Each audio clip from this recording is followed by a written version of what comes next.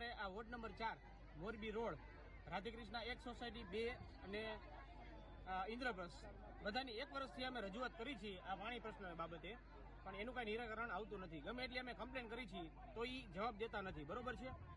અને આ લોકો મેયરની જે બધા છે એ જોઈને વયા જાય છે.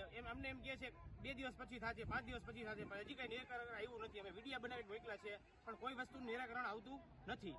અને હવે પછી કોર્પોરેશનની ચૂંટણી આવે ત્યારે મહેરબાની કરી જો દિવાળી પહેલા આ પ્રશ્ન સોલ્વ ન થાય તો મહેરબાની કરી રાધેકૃષ્ણ 1, રાધેકૃષ્ણ 2 અને ઇન્દ્રપ્રસ્થમાં મત માટે મહેરબાની કરીને આવવું નહીં.